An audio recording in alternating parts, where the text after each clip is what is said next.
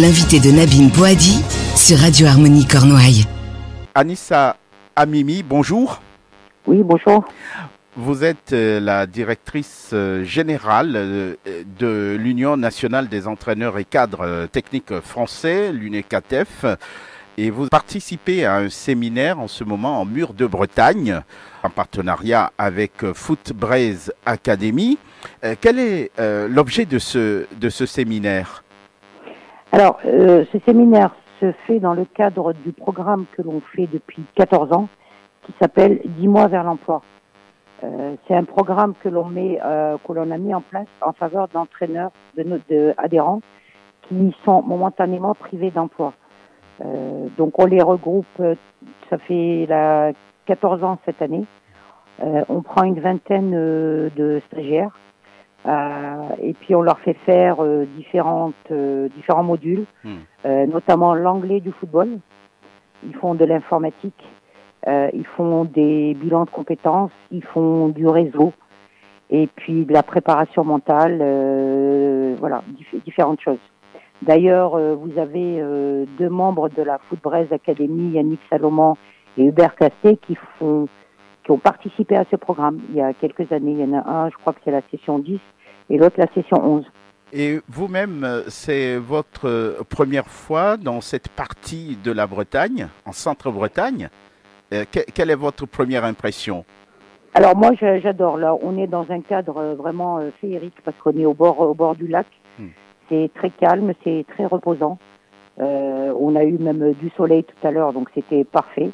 Ouais. 10 mois vers l'emploi, c'est la deuxième fois où l'on fait à Mur de Bretagne. Mais moi, là, c'est la première fois que je viens et vraiment, je suis enchantée par le cadre et par le calme. Et quand on habite Paris, ça fait beaucoup de bien. Parlez-nous un peu de l'historique de l'UNECATEF. Alors, l'UNECATEF, on fête cette année nos 40 ans. C'est un syndicat des entraîneurs de football. Pas que les footballeurs, entraîneurs professionnels, parce que parmi nos adhérents, on a des entraîneurs, beaucoup du monde amateur, quelle que soit la division. Et puis, bien sûr, il y a les entraîneurs du football professionnel. L'UNECATEF est dirigé par un comité directeur avec des entraîneurs bénévoles. Le président, c'est Raymond Domenech. Dans le comité directeur, vous avez Jacques Santini, il y a Pierre Epellini, il y a Jean-Marc Furlan qui est l'entraîneur de Brest, il y a Didier Olé-Nicole, il y a des entraîneurs à la retraite, voilà. Ils sont tous bénévoles.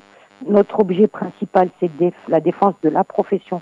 Donc la profession avec un grand P, ça regroupe toute la profession des entraîneurs du football, que ce soit amateur ou professionnel.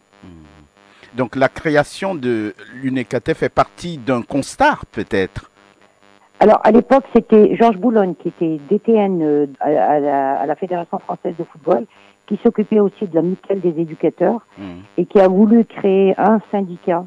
Parce que pour pouvoir négocier, pour pouvoir être présent dans les différentes commissions, il faut que ça soit un syndicat. Sinon, une amicale, comme c'était l'amicale des éducateurs, ne pouvait pas. Donc, pour pouvoir défendre et se battre pour la profession d'entraîneur, il fallait créer un syndicat. Et à l'époque, c'était Guy Roux qui était le président. Donc, il a été président pendant quelques années. Après, ça a été Joël Muller. Pendant 12 ou 13 ans et depuis 2 ans, c'est Raymond Domenech. Quel est donc le rôle de ce syndicat? Représenter les salariés, entraîneurs et éducateurs? Alors, représenter les entraîneurs, donc les défendre, les aider. Nous, on est là, par exemple, avant de signer un contrat, ils nous appellent, on les conseille sur la rédaction d'un contrat pour ne pas se faire avoir. On est là après quand il y a des difficultés, donc pour les aider avec soit avec l'aide de juristes ou d'avocats. On négocie dans toutes les commissions. On est présent à la Ligue du football professionnel. On a 2 membres, Pierre Epellini et Raymond Domenech, qui font partie du conseil d'administration de la LFP. Et donc on est dans différentes commissions à la LFP. On est dans différentes commissions à la Fédération française de football. Depuis quelques années, on s'est affilié à la CFDT parce que pour pouvoir négocier et au niveau des ministères il faut être affilié à une grande centrale syndicale. Oui, c'est vrai qu'il y a une évolution sur le sport. Hein. Le sport évolue. Il est important que vous réfléchissiez aussi et faire des propositions. Oui, ça évolue. Tout évolue. Même le métier même d'entraîneur évolue. Par exemple, un entraîneur d'un club, même on prend l'exemple d'un club de Ligue 1.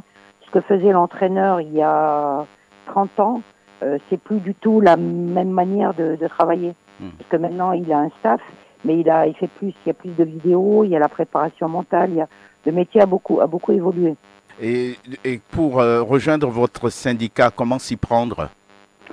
Nous, on a des adhésions qui sont sur une année sportive, donc du 1er juillet au 30 juin.